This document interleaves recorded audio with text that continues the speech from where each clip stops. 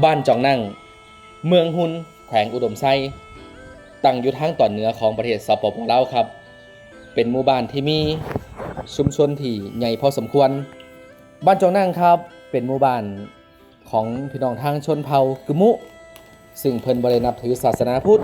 คริสต์อิสลามหรือศาสนาอื่นๆแต่เพิ่นนับถือผีบรรพบุรุษซึ่งเป็นที่ยึดเหนี่ยวทางจิตใจของผู้คนที่นี่มื้อนี้ครับผมบ่าวเอกทีมงานบ้านนาอยากนำเสนอการอุปโภคการบริโภคจากแหล่งน้ำเล็กๆที่สามารถล่อเลี้ยงชีวิตของผู้คนที่นี่มากกว่า300ชีวิตครับผมบ่าวเอกทีมงานบ้านนาอยากจะนำเสนออีกมุมเล็กๆให้พี่ให้น้องเฮาได้รับชมรับฟังกันในการตักน้ำบ่ว่าสิเป็นกลางคืนกลางวันตอนเช้าหรือตอนแลงครับผู้คนอยู่ตรงนี้ครับก็สิไปเอาน้ำจากแหล่งน้ำซึ่งเป็นน้ำออกบ่อเป็นปัจจัยหลักในการดำเนินชีวิตของผู้คนที่นี่ครับสินำพาพี่น้องไปพบและสัมผัสบรรยากาศพร้อมๆกันครับผม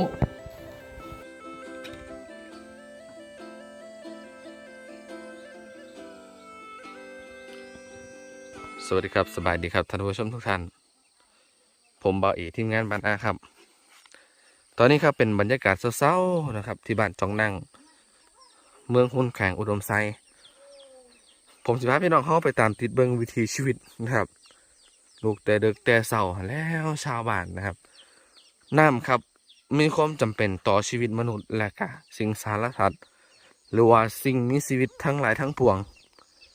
ต้องอาศัยวัตถุดิบจากน้ำนะครับน้ำถือว่าเป็นเครื่องอุปโภคเครื่องบริโภคที่จำเป็นที่สุดต่อสิ่งมีชีวิตบนโลกใบนี้ตอนนี้ครับสิพาพี่น้องเขาไปเบิ่งแหล่งน้ำอีกครั้งหนึ่งครับถือว่าชาวบ้านนะครับก็ได้มาอิงอาศัยอยู่แหล่งน้ำแห่งนี้โอ้บรรยากาศคักแต่เด้อยังมื้อเช้าพี่น้องเอ้ยพุ่นอ่ะอันนั้นเมฆเด้อหันไหลมาหันคักไปน้ำกันบ่อน้ำกะอยู่กลางหุบเขาครับภูเขาล้อมรอบไว้ถือว่าเป็นแหล่งน้ำที่จำเป็นแล้วก็แหล่งน้ำที่สำคัญต่อชาวบ้านแห่งนี้ครับใส่ทั้งกินใส่ทั้งอาบนะครับในแหล่งน้ำแห่งนี้นะครับ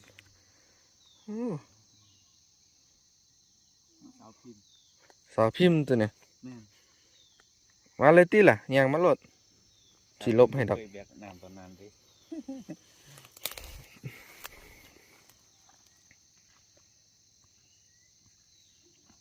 บ่ว่าเด็กๆบ่ว่าเด็กหน่อยนะครับหอดเวลาแต่เช้าก็สิมาหาโอ้ขยันแท้น้อยนี่ก็เก่งเนาะน้อยสุดยอดโอ้เก่งเลยเก่งอันนี้สิไปให้บ่วันนี้หาแล้วไปให้บ่โอ้คุณเบิ่งไปเบิ่งหม่องแรงน้ำหม่องเพิ่นตักเอา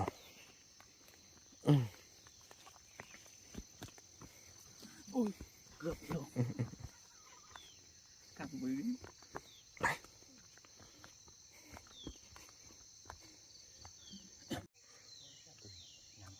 อันนี้ก็สิมาตักคือกันหันขยันเถอะวะโอ้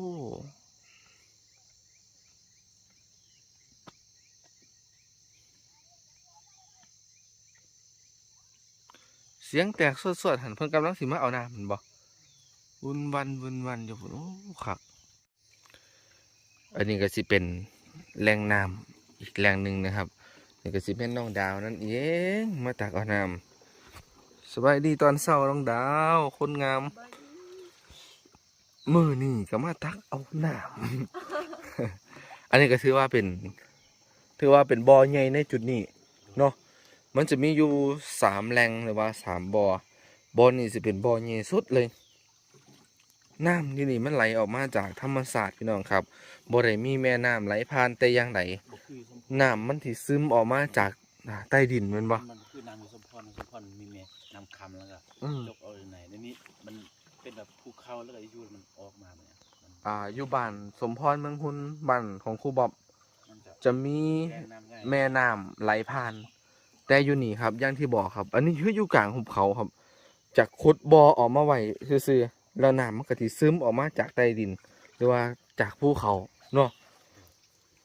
น้องน้าเสาเคยใช้ชีวิตแบบนี้บ่ล่ะ อ๋อเคยแต่ก่อนเคยไปดอยเคยใช้แบบนี้อยู่ครับ กินได้สบายเลยบ่ครับนี่ ครับกินสดๆเลย อ๋อ เพราะเป็นน้ำที่มาจากธรรมชาติว่ามีสารเคมีเปื้อนเลยเราสาวจะมาชิมเพราะพี่น้องได้กินได้เบิ่งเด้อนี่เบิ่งนี่เราสาวจะช่วยกินนะเป็นน้ำธรรมชาตินะ แต่ นี่ มัน ข ข อ อง ง แท้ แท้น้อง ของแท้เลยสดๆเลย อืม ให้เราอีกินมันด้วย อ้าว มันก็จะคล้ายคือกับน้ำที่เราใช้ปัจจุบันเนาะ ครับ แต่ว่าเราต้องไปต้มอีกเนาะ ไปต้มอีกสมมติว่าไม่ได้ให้ กิน เมื่อย สดๆก็ได้ กินสดเลยเนาะ แมนโอ้น้ำนี่เย็นเนาะ เย็น มาจาก บ่ ภูเขาจากธรรมชาติเย็นอีหลีพ่อพี่น้องเนาะพออีซีมน้องวะ จิ้มก็ได้ เพราะว่าผมเชื่อว่ามันเป็นน้ำที่ถ้าสะอาดหรือสกปรกก็บ่เป็นหยังขอแค่อย่ามีการปนเปื้อนของสารเคมีเพียงแค่นั้นเนาะอ่ะบ่เอลองชิมเบิ่ง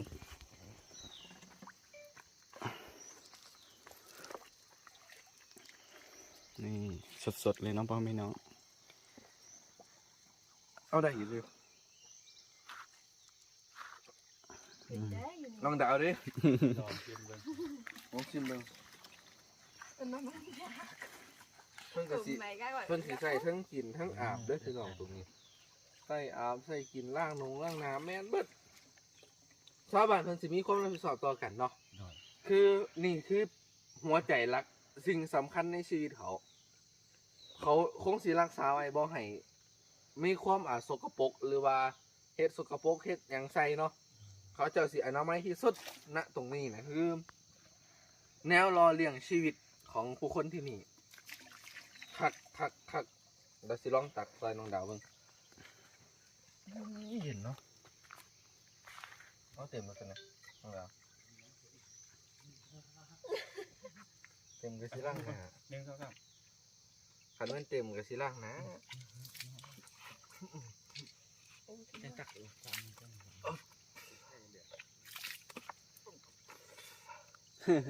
ที่เลยหรอคะ เย็นสบาย ครับอันนี้มันคือ ไปดู คลองประจำอยู่นี่แมันบ่ แม่น ขึ้นประจำอยู่นี่จังซี่แมันบ่ไว้นี่แมันบ่ ไว้ให้ก็ได้ไว้เทิง ไป นี่ก็ได้ นี่ก็ได้ ไว้เทิงนี่ก็ได้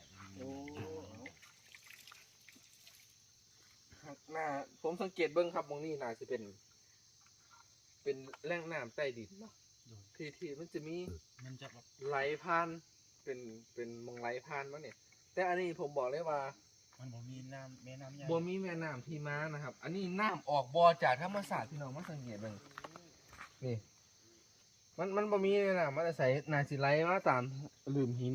ไหลออกมาตรงนี้เนาะอ่ะพี่น้องไปต่อได้แล้วตัว นี่แล้วเต็มแล้ว น้องดาว เราก็หาขึ้นไป หาขึ้นไป มันล้างหน้า ล้างหน้าตัวล้างหน้า โอ้ ยังไม่ได้ล้าง เนี่ยใครยังไม่ได้ทูได้อาบ ทูเคียวก่อนยังไม่ได้ทูเถอะ โอ้ อันนี้นะ แบ่งฟัน ล้างเลย ล่างอีกอยู่ สิแบ่งฟันอยู่ หนูเปลี่ยนหน่อย คือว่ามึงแบบโอเลยมินได้แค่มือ เปลี่ยนแล้วกันมือ สีเขียวปู ข้า อาง ไข่ คือโอ้ ห้องของปลาหมึกมือ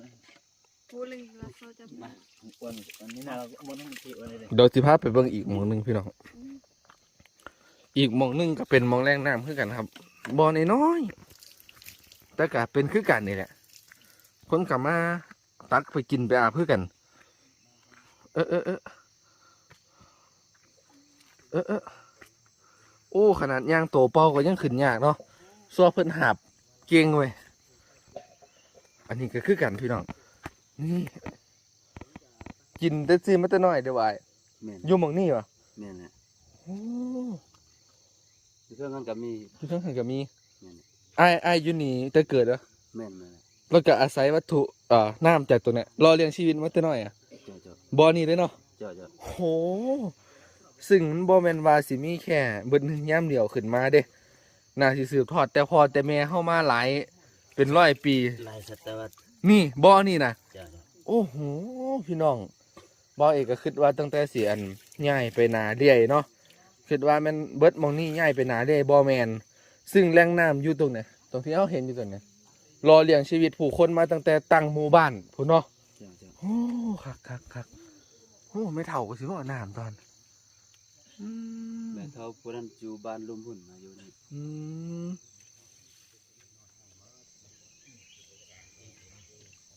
อันนี้ไม่เท่าก็สิมาตักเอาน้ำคือกัน เก่งแท้เนาะไม่เท่าเนาะ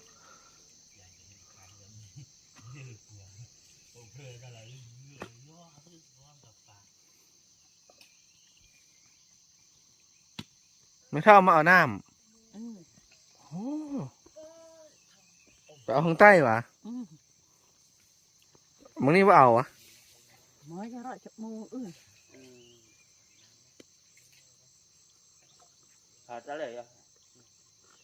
cái nó ăn nó สู้กับเปลี่ย เสียงแห้งเว้ย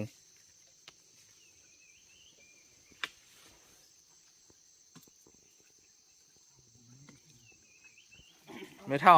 mới ไม่เท่าจากปีแล้วปีนี้ mới 70 ปลายแล้วบ่ ไม่เท่าเกิดอยู่กับนี่บ่เกิดอยู่จองนั่งนี่บ่ hát bắn nưa แปลให้นะ ที่บ้านเดืออยู่ คือที่บ้านเดือบ้านใต้ โอ้ไม่เท่ามาอยู่นี่จากปีแล้วอยู่จองนั่ง ôi rương này rương dắt cho nó ขึ้นเมื่อได้2 เดือนประมาณ อ๋อผมก็มาอยู่ เคยมาบ่อน้ำนี่จากเทือบ่ gì nữa เคยมาบ่แต่เป็นสาวนะเคยได้เห็นบ่โดนจักปีแล้วน้ำบางนี้โดยประมาณนี่จักปีแล้ว อยู่โดนไปถามดิภาษากะหมดด้วย เรื่องอ่ะอมเนาะมุมเนาะแต่งเครื่องกี่เรื่อง3 ปีละ เออ mai mai phát เออ อืมเอาน้องดาวตังให้ไม่เท่าบ่ อืม โอ้เอา จิตใจดีมากเนาะ อืม นี่แหละคือว่าเป็นได้การมาศึกษาเรียนรู้เบิ่งวิถีชีวิตนะอยู่กับธรรมศาสตร์แบบนี้ก็มีความสุขเนาะแต่ว่าก็เครื่องอำนวยความสะดวกต่างๆก็อาจจะบ่ทันได้ทันสมัยแต่ผู้คนที่นี่ครับ อยู่กับธรรมศาสตร์แล้วก็โอ้รู้สึกสบายใจเนาะอยู่แบบสบายใจอยู่แบบตุ่มโฮมหักแพงครอบครัวบ่มีผิดมีไผกับไผตื่นเช้ามากก็ไปให้ไปสวนหาเช้ากินค่ำไปเนาะไม่เท่าเนาะ โอ้เอาหนี้สินก็สิบ่มีตัว เป็นหนี้บ่โอ้ลูกนี่เป็นหนี้เป็นล้านเด้ลูก เป็นหนี้เด้ เป็นหนี้เป็นสินเด้ลูกอ่ะบ่เคยไม่เท่าอยู่พี่เนาะ อยู่พี่บ่มีนี่ บ่มีหนี้บ่มีสิน ไปกับไผอยู่กันโดยธรรมชาติ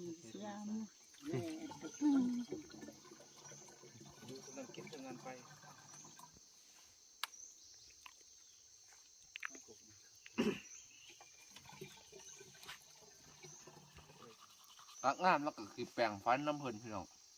แปรงหันหลังมา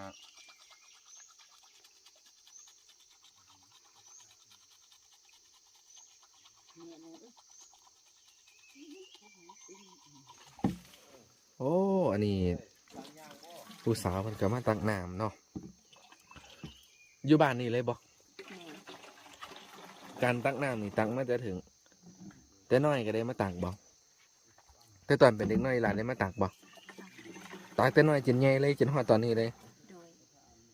เกิดมาเห็นเลยบอนี่โอ้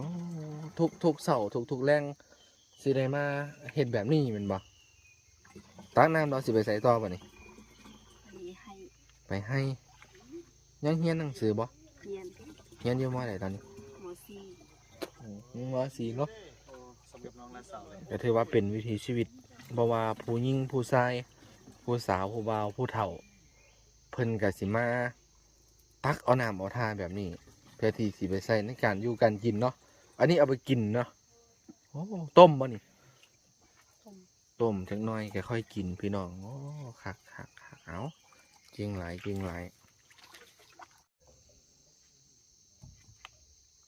ี้นูค่ะนี่เนี่ยขี้นูค่ะขี้นูค่ะถูกอม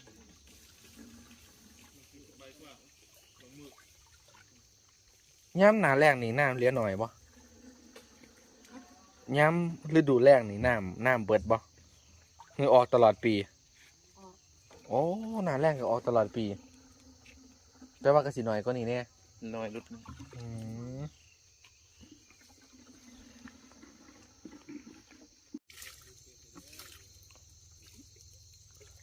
อันนี้ผู้บ่าววัยรุ่นเพิ่นก็มาตักเอาน้ำพี่น้องตักแล้วก็สิไปใส่ในการกินการอาบคือจังว่าหั่นล่ะ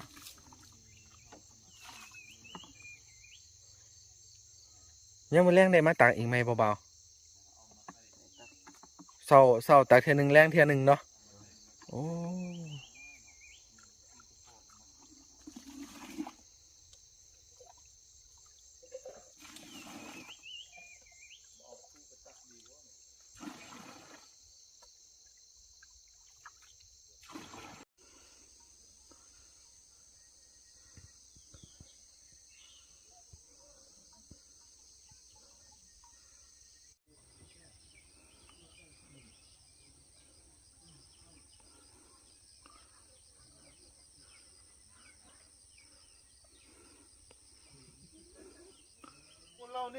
ขาไก่ หลังจาก ต้นบักเอ ตักน้ำตักทาต้มเรียบร้อยแล้วนี่ก็สิเป็นผ้าเขาวสามัคคีเสร็จแล้วเพิ่นว่าคนหักคนแพงจังได้กินต้มไก่เห็นบ่ แม่ คนหักคนแพงจังได้กินเหล้าไห้ แม่ เหล้าไห้ก็เบิดแล้ว เหลือแต่ไห้ละงุ้มอยู่นะ เราให้ไก่โต เหล้าไห้ไก่โตเมื่อคืนได้กินเหล้าไห้มื้อนี้ได้กินไก่โต แม่ โอ้เอาพี่น้องครับมาผ้าเขาวสามัคคีเพิ่น กินเด้อพี่น้อง นี่ครับเป็นเมนูบ้านๆเนาะอันนี้เป็นแจ่วตับ เจ้าตับเจ้า ลาบเท้า แกง แกงเอาพี่น้องครับขออนุญาตกินข้าวกินน้ำน้ำกันสักก่อนค่อยสิพาเลาะเนาะพาเลาะอีกรอบหนึ่ง เด้อกินข้าวทุกคน เอ้าชิมมึงก่อนนะชิมเบิ่ง เต็มหนอ ต้มไก่ทั้งนี้กัน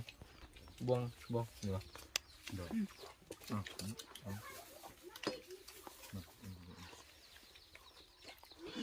สดชื่น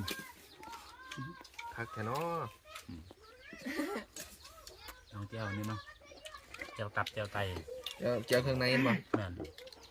ไอ้ที่เจ้า อืม ดอง อร่อยมากคักบ่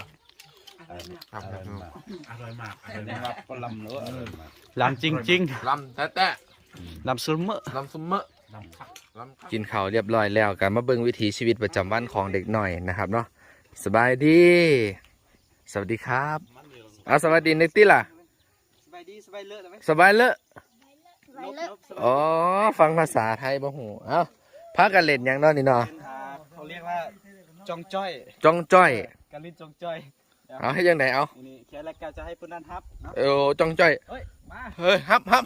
โอ้ดีๆ โอ้ ไก่กัน เขาเอิ้นว่าลักบี้นั่นเองลักบี้นั่นเอง โอ้บ่โดนเอาซื้อที่ว่าปัดอื่นนี่ กติกา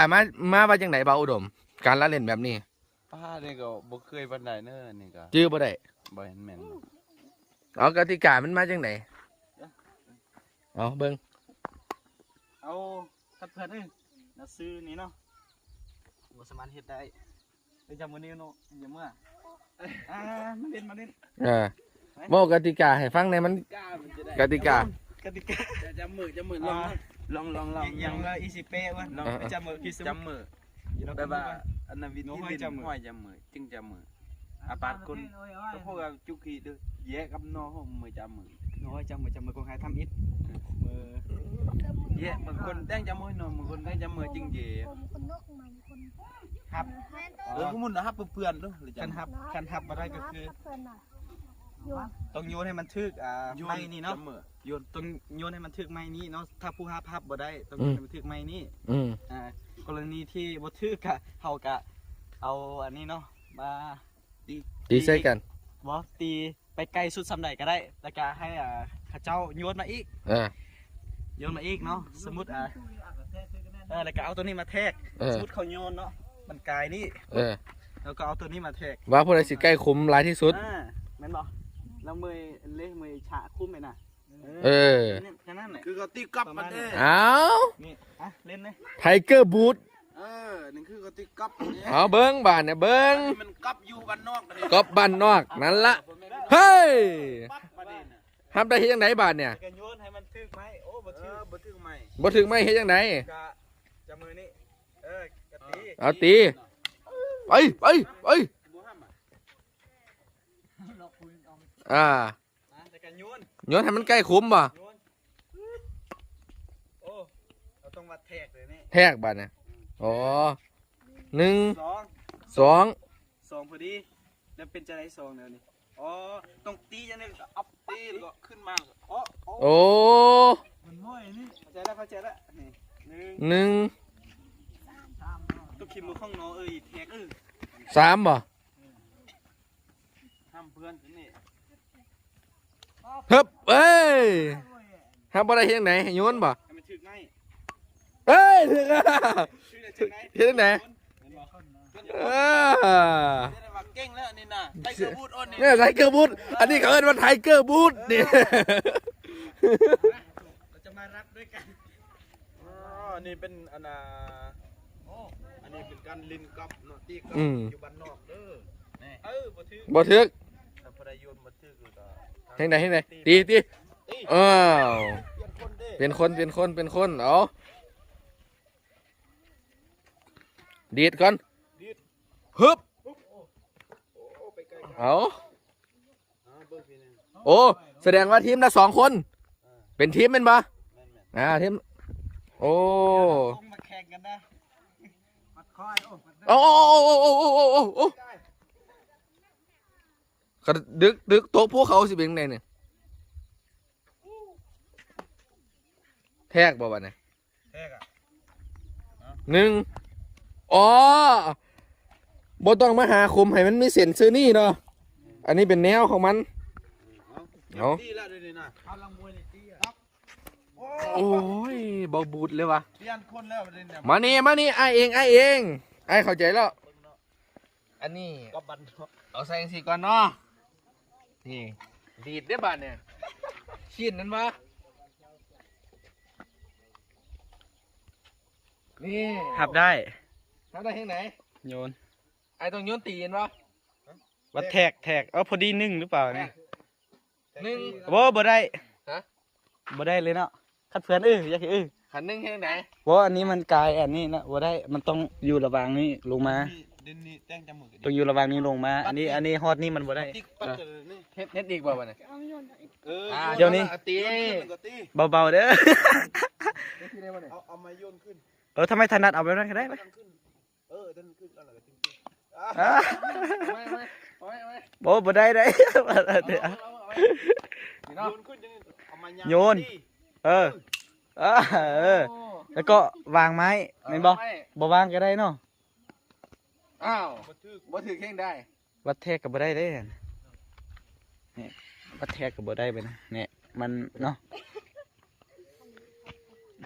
เอาเล่นให้บ้างดิให้น้องดาวเล่นผู้เคยเล่น เคยเล่นนี่ เอาไอสิไปฮับ ใช้รูปฟ้าเฟียสิได้ ไอสิไปฮับเอาลองมึงได้ลองมึงเอา3 คนเท่า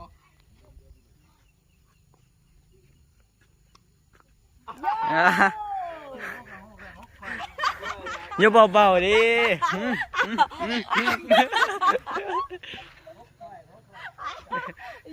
ตั้งเมย์ยก โยนมา โอ้ยถึกหัวเด้อโอ้ ตั้งเมย์ ตั้งเมย์เยอะ ตั้งเมย์เยอะ เอาไหมเจาะ เฮ้ย โอ้คนนั้นทับได้ เดี๋ยวจาน อ้าว ผู้ใดสิชนะจังไดบัดเนี่ยการชนะกันเรื่องใด แทบได้กับชนะเด้อ ผู้ใดชนะบัดเนี่ย ทับได้กับชนะใช่ไหม มาไอ้ฮับเบิ่งจังหวะนี้มาฮับได้บ่นี่ เฮ้ย โอ้ ตาเนี่ยอันนี้สรุปแล้วใครชนะ ไม่ว่าจะมือจริงชนะลอง เฮ็ดจังไดให้ชนะ มือชนะมือ เล่นแบบนี้ไปเรื่อย จริงนี่เราเอามือชนะ อีกอันนึงเขาเล่นยังอันเดาะไม่เห็นไหม ลอยจะมือ เดาะป๊อปเป็นนี่แหละ อันเดาะไม่ ลอยจะมาจึงนับลอย โอ้นับอันไพฮอดร้อยอะนะไพฮอดนั่นก่อน1 2นับสะสมจากอันนี้นะ 3แล้วก็เฮ็ดต่อถ้าชนะไป เฮ็ดไปเรื่อย ถ้าไผถึง100ก่อนก็ถือชนะอันนี้ก็มานับอีก นับอีก เรามึง เอาพี่น้องนับ3 4 5มาต่อจากเมื่อกี้6 7 8 9 10 11 12 13เนาะ4 บัตรสิเอาแท้คือแม่นบัตรดีดตี นี่แล้วก็เฮ็ด คือ อีก อันนี้เดี๋ยว อันนี้มันยากกว่าหมูอันนี้มันเฮ็ดยากคันผู้ใดตีได้ไกลทำได้แต้มหลายเพราะว่าอันนี้มันยากสะสมคุณงามความดีมาได้หลายแล้ว บัตรสิเอาแต้มแม่นบัตรนี้แม่นบ่นี่คือบัตรสิ ตีเลยก็ เอาดี สมมุติเขาเก่งมาตลอดแต่บัตรนี้บางนี้เอาดีบ่ได้กะบ่ได้แต้ม บ่ได้แต้ม อ๋อ โอ้ยนี่ เนี่ย โอ้ได้ จะไปนับไป เข้าใจละเข้าใจละเข้าใจ คือเป็นการ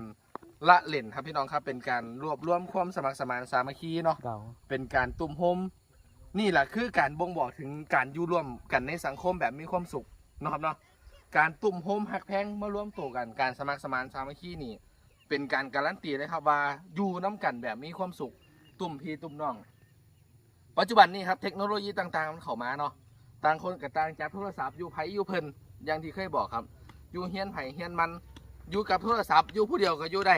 ซึ่งมันบ่มีโอกาสแล้วก็บ่มีโมเมนต์แบบว่าสิได้มาตุ่มมาโฮมกันเล่นแบบนี้มิฉะนั้นแล้วครับผู้คนแห่งนี้หรือว่าวิถีชีวิตอยู่ตรงนี้บ่งบอกถึงการแสดงถึงสัญลักษณ์ความหักแพงความเอื้อเฟื้อเผื่อแผ่การอยู่ร่วมกันในสังคมแบบมีความสุขเนาะสำหรับคลิปนี้ครับเอาภาพบรรยากาศให้พี่ให้น้องเขาได้เบิ่งตั้งแต่เช้าไปตักน้ำตักทาแล้วก็เอาอีกมุมหนึ่งของโลกหรือว่าการละเล่นนางเอกเข้ามาในตี้เอาฝากพี่ฝากน้องในช่วงท้ายเนี่ย ฝากซองน้องดาว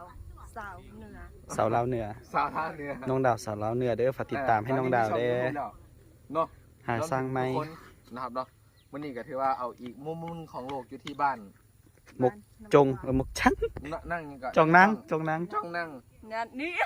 โอ้สลับเรา บ้านจ้องนั่ง จังนัง บ้านจ้องนั่ง ใน เมือง เรายัง มุ ไม่ น ได้ดู แขวงอุดมไซประเทศสปปลาวครับ เดี๋ยวคลิปต่อไปพี่น้องครับจะเป็นอีกการละเล่นหรือว่าวิถีชีวิตแบบใดพี่น้องจังหาตามติดเบิ่งน้ำกันเนาะสำหรับคลิปนี้ขอกล่าวคำว่าสวัสดีครับสบายดีครับ